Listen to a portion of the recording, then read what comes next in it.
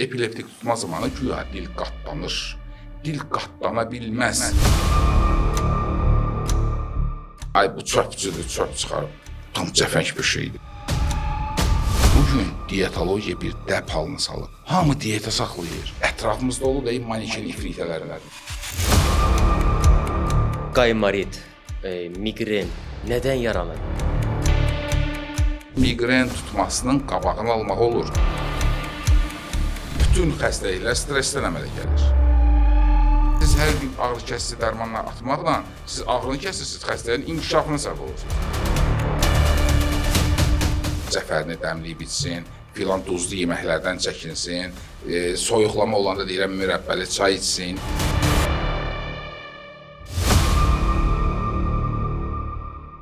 Sual altında layihəsinin növbəti buraxılışını təqdim edirik. Bugünkü qonağımız Avropa Nevrologiya Akademiyasının üzvü, peşəkar nevroloq Qalib Əsədovdur. Xoş gəlmisiniz. İnşallah ki, bu layihə sizin də izləyicilərin ürəyiniz olar bu buraxılış. Çox sağ olun, təşəkkür edirəm.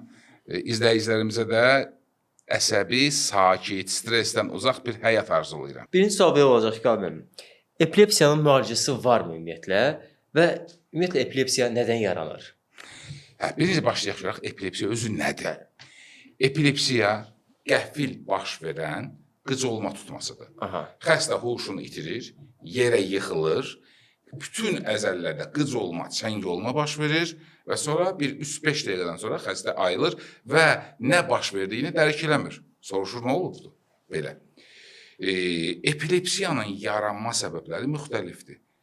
Beyində baş verən üzvü problemlər, məsələn, şiş, qansızma, motor hərəkət zonalarında olan qıcıqlanma epileptik qıcolma tutmasına gətirib çıxara bilər. Hətta ola bilər ki, beyində demək olar ki, heç bir şey yoxdur. Amma xəstədə elektrik aktivliyi pozulduğuna görə xəstədə mütəmadi olaraq bu cür qıcolma tutması baş verir. Müalicəsi varmı? Baxır, epileptik tutmanı yaradan səbəb nədir? Əgər şişdirsə, bunu götürmək lazımdır. Qansızmadırsa, buna uyğun müalicə etmək lazımdır. Ümumiyyətlə, belə deyək, 60% hallarda epilepsiyanı aradan götürmək, tamamilə tutmaları aradan çıxarmaq olur. Sadəcə, epilepsiya uzun müddət müalicə tələb eləyən xəstədir. Uzun müddət deyəndə daha konkret deyim. Biz dərmanların azaldılması barədə sonuncu tutmadan 3 il keçdikdən sonra fikirləşə bilərik. Sonuncu tutmadan 3 il ərzində xəstədə tutmalar baş vermirsə, bu zaman dərmanın dozasını azaltmaq barədə kim düşünür? Bizdə insanlar bəzən səbirsiz olur, 1 il atır dərmana, tutmalar baş verməkdir, dərmanı birdən-birə öz başına kəsir və sonra elə bir epilepsiya forması əmələ gəlir ki, artıq ya biz dərmanın dozasını artırmalıyıq, ya da başqa bir dərmanlar əlavə etməliyik. Həkim deyəni eləmək lazımdır və dərmanlar var ki, onları qəbul etmək lazımdır. Bir də çox vaxtı epileptik tutmanı digər tutmalarla, ürək getmələrlə qarışdırırlar. Ürək getmələrin növləri çoxdur. İnsanın ürəyində problem ola bilər, təzyiq düşüb ürəyə gedə bilər, qanaz ola bilər, ürəyə gedə bilər. İsterik tutma olur, əsas qadınlarda olur, əsəbi gərginlik zamanı tutma ola bilər. Bax, sizin verilişdən, fürsətdən istifadə edərək onu demək istəyirəm. Əgər xəstədə ürəyi gedibsə, tutma olubsa, çox yaxşı olar onu bir dənə videoya çəkəsiniz. Videoya çəkəsiniz, yanınızda kimsə varsa və onu videoya çəkib həkimə gələndə göstərsinlər ki, bax, tutma bu şəkildə olur. Epileptik tutmaların çox növləri var. Fokal tutmalar var, pasial tutmalar var, generalizə olunmuş tutmalar var. Həkim onu ayırd eləməlidir ki, bu hansı tutmadır və buna hansı dərman yazım.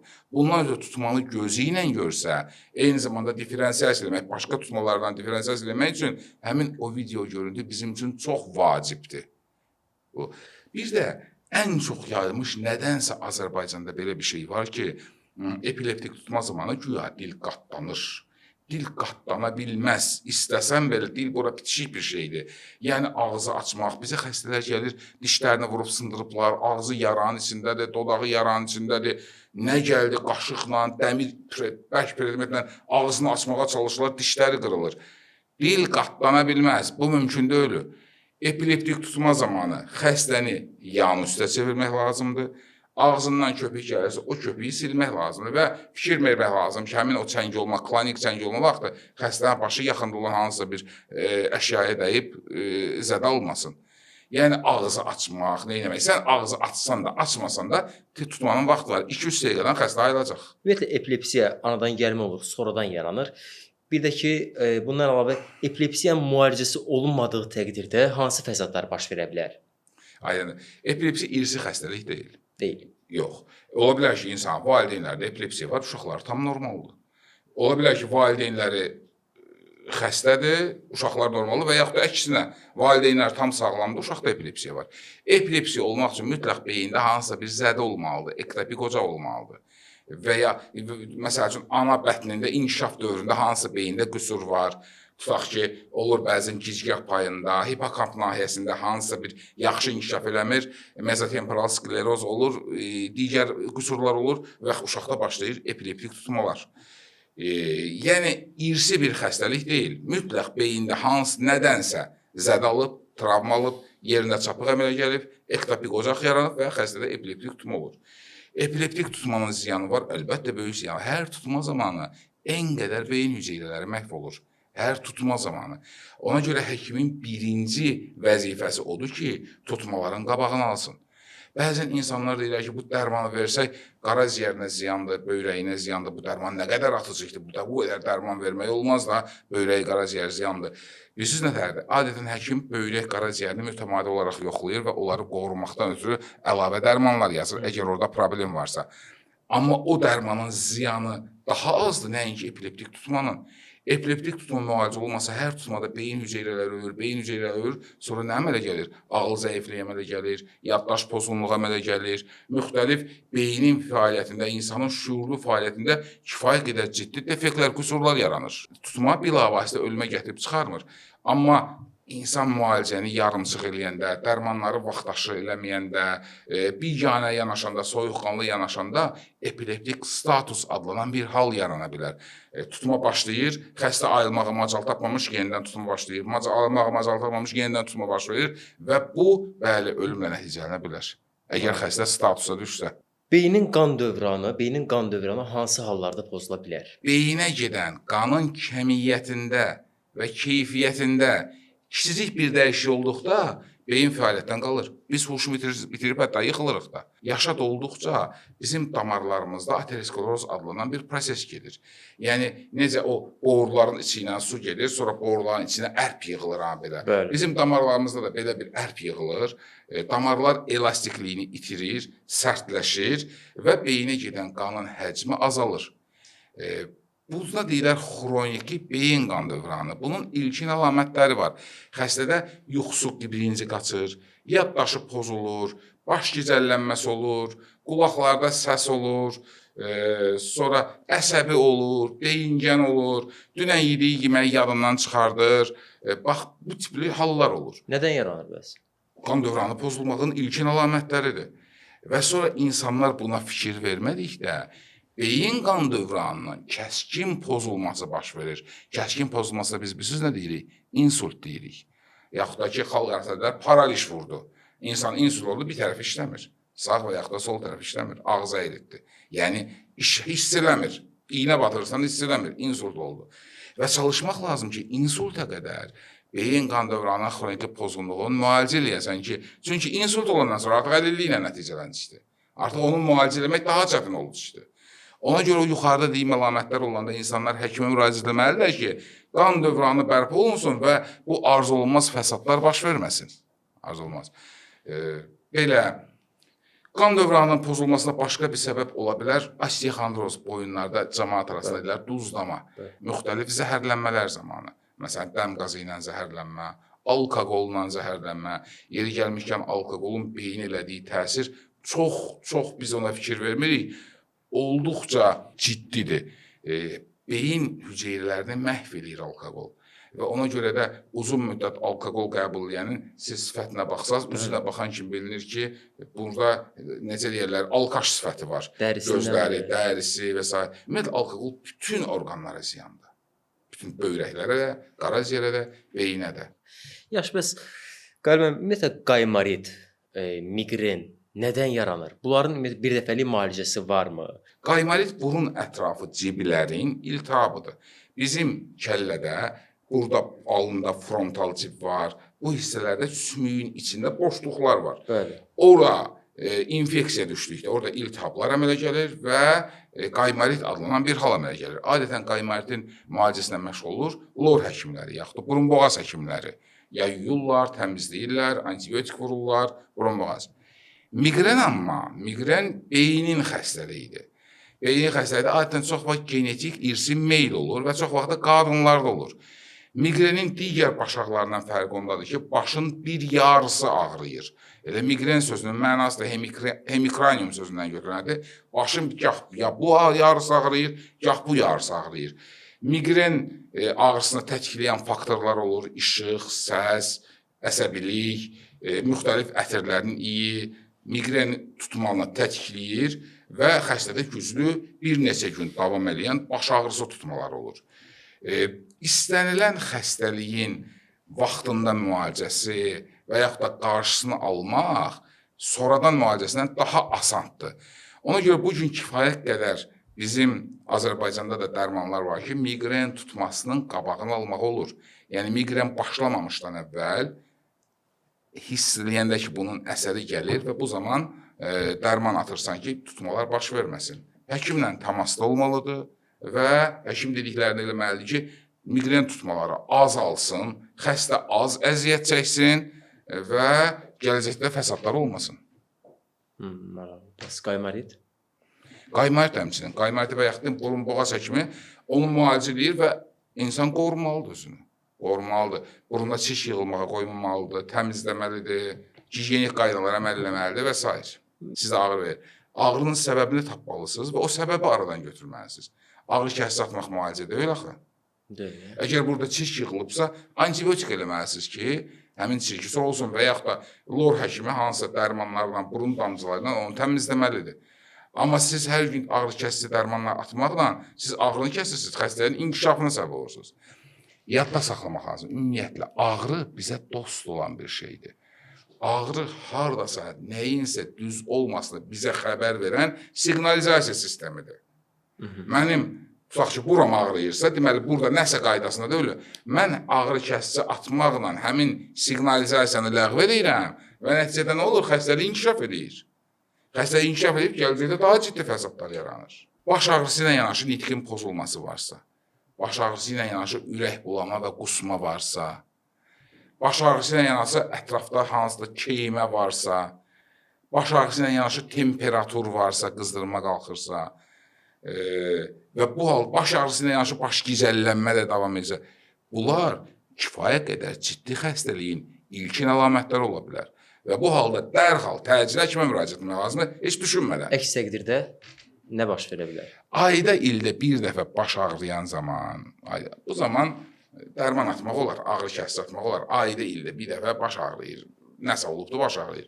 Amma baş ağrıları periodik olaraq təkrarlanırsa, birinci növbədə diaqnoz qoymaq lazımdır. Niyəni tapmaq lazımdır və sonra müalicə etmək lazımdır.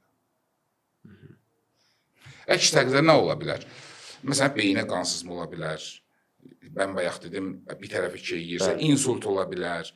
Baş ağrısı ilə ürək bulanma, qusma gelirsə, deməli, kəllə daxili təzyiq artıbdır, şiş ola bilər, meningit ola bilər. Meningitin ilkin əlamətidir, baş ağrısı, ürək bulanma, qusma, qızdırma da yanaşı olursa, meningitin əlamətlərindən biridir. Yəni, bu həkim müəyyənləməlidir ki, nə var, nə yoxdur burada. Əsəb və stressin orqanizmə nə kimi zərəri var və ən pis halda nə baş verə bilər? Baxın, əsəb də, stres də orqanizmin müdafiə mexanizmidir. Bizi qoruyan bir faktordur. Qısa müddətli streslər orqanizmin özünün toparlaması üçün vacib olan bir şeydir. Amma maraqlı nədir? Əgər bu stres uzun müddət davam elədikdə, hər gün, uzun müddət sən stresli bir həyatın içində yaşayırsan, bu zaman orqanizm tükənir. Bax, tükənəndə başlayır xəstəliklər. İnsanın zəif bir yer var, birində qan təzyiqi var, birində şəkər var, birində mədəsində problem var. Bax, həmin xəstəliklər üzə çıxır. Ya mədə yarası əmələ gəlir, ya qan təzyiqi əmələ gəlir, ya irsi meyilli, nəyə meyillidirsə, həmin xəstəliklər üzə çıxır. Xərçəng varsa, xərçəng yaranır. İnfarkta da gəlib çıxara bilər. İnfarkta da gəlib çıxar, insulta da gəlib çıxara bilər. Yəni, genetik olaraq hansı xəstəliyə meyillidirsə, onun üzə çıxmasını tətikləyir, provokasiya eləyir. həmin xəstəliklər. Stres o dərəcədə başlayır fəaliyyətə ki, duran yerdə insan ürək döyünür, başlayır tez-tez nəfəs almağa, əzəlləri qıc olur, həyəcanlanır, qorxu bədənini bürüyür. Biz ona bilirsiniz nə deyirik? Panik atak deyirik. Həyəcan təşviş pozuntusu. Həmin stressogən mexanizmlərin pozulması nəticəsində yaranır. Beyin öz başına adrenalin ifraz etməyə başlayır. Bütün xəstəliklər stressdən əmələ gəlir. Yəni, stres əksər xəstəliklərin, şəkərdən başlamış, əksər xəstəliklərin yaranmasında tətikləyici faktordur. Ona görə də stresi kompensasiya eləmək lazımdır. Bugün kifayət qədər psixoloqlar var, psixoloqların seanslar buna kömək eləyə bilər. Hansısa sakitləşdirici müalicələr buna kömək eləyə bilər. İnsan özü də zövq aldığı bir şeylər var. O zövq aldığı şeyləri çalışmalı ki, həyatında mümkün qədər çox olsun. Enerji içkiləri və kofein nə qədər təhlükəlidir və zərərləri nədir ümumiyyətlə? Bizim hüceyrələrimizdə ATF adlanan maddə var. Adenozin trifosfat turşusu. Biz hərəkət eləyəndə enerji yandırırıq. ATF bizim hüceyrələrimiz üçün benzindir. Benzin. ATF-də fosfat turşuları parçalanır, ayrılır. Əmələ gəlir adenozin. Adenozinin miqdarı çox olanda o xüsusi reseptorlar var, onu qıcıqlandırır. Bizim beynimizə informasiya gəlir ki, mən yorulmuşam. Mən artıq yorulmuşam. Bax, yorğunluğun hiss olunmasına səbəb adenozindir. Kofein həmin reseptorların fəaliyyətini blok eləyir. Beyni informasiya göndərməyə qoymur. Və mən yorulmuşam, işləmişəm, yorulmuşam, gəlirəm bir dənə kofe içirəm, yaxud da tünd çay içirəm. Mən elə gəlir ki, yorğunluğum çıxdı. Mən gedirəm, işimi davam edirəm. Və hüceyrə ehtiyatda saxladığı ATF-i başlayıb parçalamağa. Və hüceyrənin resursları tükənir, insanda yaranır xroniki yorğunluq sindromu. Hansı ki, bugün əksəriyyətimizdə var. Yadda saxlamaq lazımdır. İstifadə etmək olar çaydan da, kofedən də, energetik içkilərdən də. Amma qaydasında. Vitaminin də lazım olduğundan çox qəbul olsan, hipervitaminoz adlanan xəstəliklər yaranır. Kifayət qədər ciddi problemlər yaranır insanda. Sevgi belə qədərindən çox olanda insanı bezdirir. Ümumiyyətlə, yaddaşım zəifləyib deyən gənclər çoxalıb. Bu doğrudan bir xəstəlikdir, yoxsa həyat tərzinin nəticəsidir, bu həyat tərzidir? Çox vaxt yaddaşla diqqəti qarışıq salırlar. Bəli. Bəzən diqqəti pozulmuş adamlar elə bir ki, yaddaşı zəifliydir. Yaddaşın zəifləməyinə bir sıra amillər təsir edir. Bir, informasiyaların küllü miqdarda informasiyaların beyinə daxil olması. İnsanlar bugün reels videolara baxırlar. Kifayət qədər samballı, təhlil dolu məqalələri oxumağa hövsələ çatmır. Kitab oxumağa hövsələ çatmır. Kiçik, qısa, lakanik, xırda-xırda şeyləri qəbul edirlər və bu beyni kütləşdirir. Beyində elektrik siqnalların qaçışına, yeni sinapsların əmələ gəlməsi fəaliyyətini kütləşdirir və bu da bu kimi hallara gətirib çıxarır. Birincisi, yaddaşı yaxşılaşdırmağın cəmsi bir yolu var. Kitab oxumaq, crossword həll eləmək, intellektual məsələləri həll eləmək, məntiqi oyunlar oynamaq, şahmat və digər beyni işlədən nə isə biz inkişaf elətdirmək istəyiriksə, biz onu işlətməliyik ki, inkişaf eləsin. Mənə çox xəstələr gəlir ki, çox vaxt gəlir, analar əsasda valideynlər, uşağıma nə verim, yaddaşı yaxşı olsun, məktəbdə dərsini yaxşı oxumur, dərman atım yaxşı olsun. Yadda saxlayın, bax, yaddaşı yaxşılaşan dərman yoxdur. Əgər belə bir dərman olsaydı, hamı öz uşağına verib, akademik eləyərdi də, dərs oxumağa. İstəyirsən ki, uşağın dərsini yaxşı oxusun, uşaq əziyyət çəkməlidir, oturub oxumalıdır. Nəinki oxumalıdır, oxuyandan sonra danışmalıdır. Danışandan sonra onun ətrafında məsələlər var, o məsələləri həll eləməlidir. İnsult gəlməzdən əvvəl xəbərdarlıq eləyirmi? İnsultlar özləri iki qrupa bölünür. Var beyinə qan sızma, qan axır beyinə. Buna deyirlər hemorragik insult. Var qan damarı trombla nəyinəsə tutulub, beyinə qan getmir. Buna deyirlər işemik insult. Yəni hemorragik insult başqadır, müalicəsi də başqadır. İşemik insult müalicəsi də o da tam başqadır. Hemorragik insult çox vaxt yaranır. Bilirsiniz nədən? İnsanlarda uzun müddət qan təzyiqi yüksəkdir və buna fikir vermir. Və hətta deyirlər, mənim raboçi təzyiqim, mənim işçil təzyiqim 160-dır, yaşa görə yaxşıdır. Yalan söhbətdir, mifdir. İnsanın təzyiqi 140-dan yuxarı olmamalıdır. Əgər 140-dan yuxarısa, deməli bunda arterial təzyiq var və bunu saldırmaq lazımdır. Mənim işçil təzyiqim yaşıma görə 180 olmaq yaxşıdır. Bu cəfəng söhbətdir. və bu dərəcədə yüksək təzyiqlə gəzir. Damarlar elastikidir.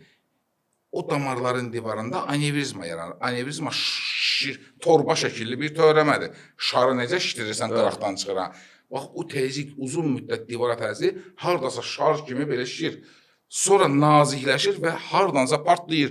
Bir gün əsəbləşdi, yağlı yemək yedi, 5-ci mərtəbəyə qalxdı hansısa səbəbdən, təzyiq qalxdı, vurur o şarı partladır və beyinə qansızma baş verir.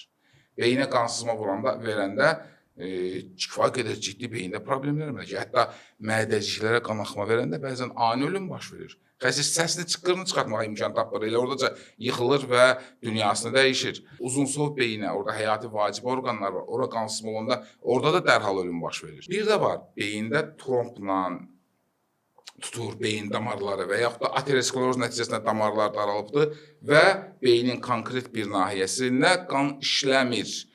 Bu da nədir? Bu çox vaxt adətən ürək xəstəlikləri olur, ürəyində aritmiya olur, məsələn, ürəyinə stent qoyurlar və yaxud da ki, ürəkdə əməliyyat aparlar və adətən bundan sonra həkim deyir, mütləq ömrü axırına qədər qan durulducu içməlisən.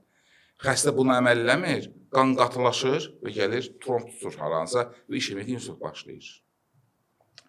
Və çalışmaq lazım ki, insult yaranmasın. İnsultun qabağını almaq onu müalicədən daha asandır, daha rahatdır. Qəlbə, ümumiyyətlə ən çox ölümə səbəb olan, amma insanlar tərəfindən ciddi qəbul edilməyən nevroloji əlamətlər hansılardır? Baxın, ən çox dünyada ölümə səbəb olan faktor ürək-qan dövranının, ürək-qan damar sisteminin xəstəlikləridir. Yəni, bura aid həm infarktlar, qan dövranı pozulur, həm də insultlar. Yaşlı əhali arasında ölümün səbəbləri arasında 25% səhv eləmirəmsə, birinci yerdə məhz ürək-qan damar sisteminin xəstəlikləridir. İnsanlar xərçəngdən bəzən olar. Xərçəng hardasa 4-cü, 5-ci yerdədir. Birinci yerdə məhz bu qan dövranı pozulmuş xəstəlikləridir. Və ona görə də qanın reoloji xassələrinə, qan təzyiqinə, reoloji deyəndə laxtalanma göstəricilərdir, qan təzyiqinə insanlar fikir verməlidirlər. Qan təzyiqini bilirsiniz nə adlandırırlar həkimlər? Səssiz ölüm. Çünki heç bir əlaməti olmur qan təzyiqinin ilkin dövrlərdə. Xəstə təsadüfən həkimə geyəndə baş ağrısı ilə və yaxud da başqa xəstələrdə məlum olacaq, sən demə bunun təzyiqi 160-dır, yaxud da 150-dir. Fikir vermir və gəlir ciddi problemlərə gətirir, çıxarır. Bayaq mən dedim, tromb gəlir, tutur hansısa damarı. İlk 6 saat ərzində tədbirlər görülsə, tez xəstəxanaya çağırılsa, heç bir əlilliyi olmadan qutara bilər. Ya trombu əritmək istiqamətində işlər aparılır, ya da invaziv radiologiya metodu ilə girirlər, həmin trombu oradan çıxardırlar, damarın içindən çıxardırlar. Bugün Azərbaycanda bu şərait var, bu imkanlar var. Sadəcə çox təəssüf ki, xəstələr bizə gec gəlir, çıxır. 6 saatdan keçəndən sonra artıq beyində geri dönməz proseslər yaranır, neyronlar ölməyə başlayır, ondan sonra o əməliyyat eləməyin də mənası olmur. Nevroloji xəstəliklərdə alternativ və yaxud da bitki tərkibli müalicələr nə qədər təsirlidir? Yoxsa bu sadəcə bir reklamdır, belə deyək? Bu günlərin təbabət istifadə olunan dərmanların da əksəriyyəti bitkilərdən alınmışdır. Məsəl üçün, qalxana bənzər vəzi xəstəliklərində deyirlər, qoz yarpağı, nəm, qabığı, ləpəsi yemək xeyirlidir, elə deyilmi? Qoz ağacı bitir Lənkəran zonasında, bitir Şəki-Zaqatala zonasında. Şəki-Zaqatala zonasında bitən qozun tərkibində yod yoxdur. Amma Lənkəran zonasında bitən qozun tərkibində təbii ki, yod var. İnsan oxuyur ki, zob xəstəliyində tutaq ki, qozun xeyri var. Gelib Şəkidən alan qozu əgər götürüb içsə, onun kömək olmayacaqdır. Amma elm neynir? O qozun tərkibində olan həmin o maddəni çıxardır, tapır, dərman şəkildə hazırlayır. 5 milliqram, 3 milliqram, 4 milliqram. Əvvəlcə onu heyvanlar üzərində sınaqdan keçirir və görür ki, təsir eləyir. Sonra könüllülər üstündə sınaqdan keçirir, görür ki, təsir. Ondan sonra artıq ümumi satışa verilir. Artıq bilinir ki, bu dərman bədəndən nə vaxt çıxacaq, hansı orqanlara ziyandır, həkim bunu yazanda hansı yan təsirlər ola bilər, nəyə fikir verməlidir, artıq bizə hazır şəkildə məlumat gəlir. Ona görə də Əlbəttə biz də xəstələrin müalicəsində xalq təbabətinin elementlərindən istifadə edirik. Məsələn, mən təzyiq olan xəstələrə deyirəm ki, bax ki, cəfərini dəmləyib içsin, filan duzlu yeməklərdən çəkinsin, soyuqlama olanda deyirəm mürəbbəli çay içsin, it burnu dəmləyib içsin. Amma elm inkişaf edib, elmin gəldiyi nəticələr daha dəqiqdir axı. Xalq təbabəti yeni bitkilərdir, nədir? Onların hamısının əlbəttə ki, xeyri var. Yəni bütün həkimlər öz praktikasında istifadə edir. Amma gəlir, ay bu çöpçüdür, çöp çıxarıb. Tam cəfəng bir şeydir. Yəni burada qala bilməz nəsə bir şey. Bilirsiniz nətərdir? 5 yaşa qədər uşaqlarda burnu istifadə edən əzələlər zəif inkişaf eləyikdir. Və ona görə fikir versəniz, 5 yaşa qədər uşaqların burnu axır, buradan axırlar və heç çəkmək də fınxıra bilmirlər, çəkə bilmirlər. Çünki o əzələlər 5 yaşdan sonra da kifayət qədər yaxşı inkişaf edir. Və bu da burnun arxasında iltihablaşmaya gətirir çıxarır. Məsəl üçün, iltihab olanda, tutaq ki, burun boğaz həkimine gedəndə xüsusi cihaz var, o ilə üfürür, oranı təmizləyir, furasil ilə təmizləyir. Bir də var ki, çöpçü üfürür, həmin çiş düzdür, çıxır. Hansısa fokus edir, oradan hansısa zoğal çərdə izad da çıxa bilər, nəyə?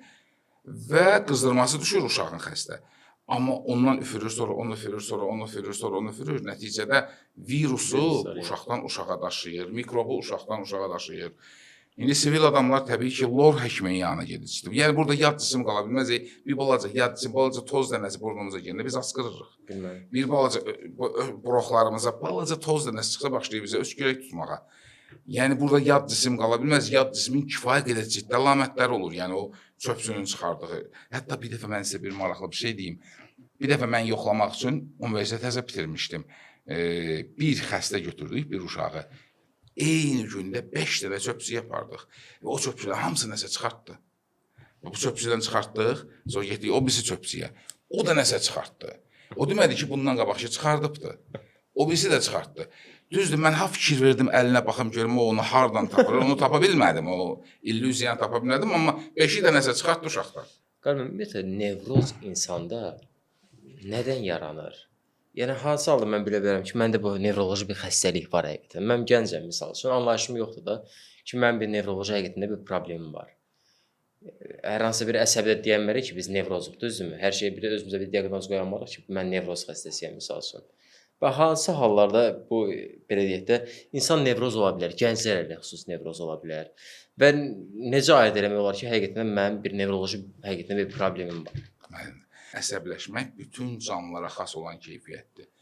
Əsəbləşən zaman insan özünü nə cür aparması, onun mədəniyyətindən, səviyyəsindən, etikasından, qabiliyyətindən, ağlından asılıdır.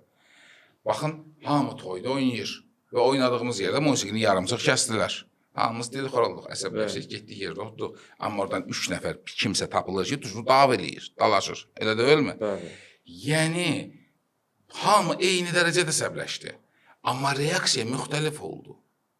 Çünki onların beyin qabığı, düşüncəsi, şuuru zəif inkişaf edir. Ona görə onlar emosiyanın təsirindən atıldılar, düşdülər. Yadda saxlamaq lazım. Nə qədər səsin tonunu qaldırırsan, qışqırırsansa, o qədər intellektivi aşağı salırsan. Yola verməyə çalışmaq müdrikliyi əlamətidir. Bu, bizə bəzən son vaxtlar çıxırdı, zadni verdi, qorxdu, dala çəkildi. Yola verdi, konfliktdən qaçmağı bacarmaq bu müdrikliyi əlamətidir, ağıl əlamətidir. İnsan müəyyən qədər səbirli olmalıdır. Yəni. Əlbəttə. Diyeta doğrudan da mı sağlamlıqdır? Baxın, qadınlar, gənclər, gənc qızlar. İnsanda hansısa problem varsa, tutaq ki, şəkər xəstəliyi var. Bu, müəyyən diyetalara əməl eləməlidir, pəhriz eləməlidir. Yaxud da mədə yarası var. Həzm sistemi pozulub. O, əlbəttə, turşulu yeməklərdən qaçmalıdır, bundan qaçmalıdır. Bugün diyetologiya bir dəb halını salıb. Lazım oldu, olmadı. Hamı diyeta saxlayır. Hamı gedir, mədəsini kəstirir. Lazım oldu bədən şəkilləndirmə, cürbəcür nələr eləyirlər. Hətta mənim yanıma bəzən arıq kifayət qədər qız adamlar gəlir, xüsusən qızlara bu aiddir gəlirlər. Və mən düşünürəm ki, buna nə yazım ki, bir balaca özünə gəlsin, kökəlsin. Məndən soruşur ki, doktor, elə bir şey yazın ki, kökəltməsin. Sən demə, bu diyeta saxlayıbdır, arıqlayıb, özü çöpə döndəribdir. Yemək istənən halda pozitiv enerjidir. Bax, fikir verin, qonaqlıqdır, ad günüdür, dostumuz gəlib, nə edirik? Bütün dünyanın xalqlarında, təkcə bizdə də öyle, yeyib içmək olur, qonaqlıq hazırlayırıq, yemək pozitiv enerjidir. Diyeta saxlayanlara siz fikir versəz, qaşqabaqlı, aqressiv, ətrafımızda olur deyib maniken ifritələrlə. Söz demək olmur, qışqırırlar, çünki diyeta saxlayırlar. Diyetalar gəlib sinir sistemini pozur və birinci növbədə bilirsiniz, hara təsir edir? Yumurtalıqlara. Diyeta saxlayan zaman beyin hesab edir ki, ətrafda fövqəladə vəziyyətdir, yemək yoxdur, aclıqdır və belə bir halda uşaq gətirmək düzgün deyil, doğru deyil. O zaman bilavasitə yumurtalıqlara, xüsusi hormonlar vasitəsilə yumurtalıqlarda ovulyasiya prosesini saxlayır, menstruasiya sikli pozulur, nəticədə belə qadının, belə qızın gələcəkdə uşaq olmaq şansı düşür aşağı. Ona görə bugün qızlar ərə geylər 100 cür müalicə ilə, dərmanla, zatla uşaqlar olur. Ona görə hər bir insanın yadda saxlamasında konstitusional tipi var. Konstitusional tipi hətta bizim xəstəliklərimiz də ona uyğundur. Tamaşaçılar üçün aydın olsun deyirəm, bax burada bizim qabırğalarımız gəlib birləşir. Əgər bu qabırğalar iti bucaq altında birləşibsə, buna deyirlər astenik tip bədən quruluşu. Belə adamlar mədə yarasına daha çox meyilli olar, çünki turşuluq orada çox olur. Bunlar bəlkə də bizdən çox yeyirlər, amma kökəlmirlər, çünki astenik bədən quruluşudur. Adam var normostenik, bu qabırğalar burada gəlib, düz bucaq altında birləşir. Adam var kör bucaq altında birləşir, məsələn, məndə kör bucaq altında birləşir. Bizim bədən, biz belə yaranmışıq, bu bizim konstitusional tipimizdir, proyektimiz belə qurulub.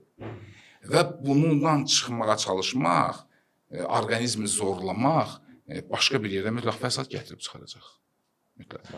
Ona görə də hər şey, bayaq dedim, qaydasında, dozasında, yiyin də, çörəyinizi də yiyin, için, həyat gözəldir, zövq almağa çalışın.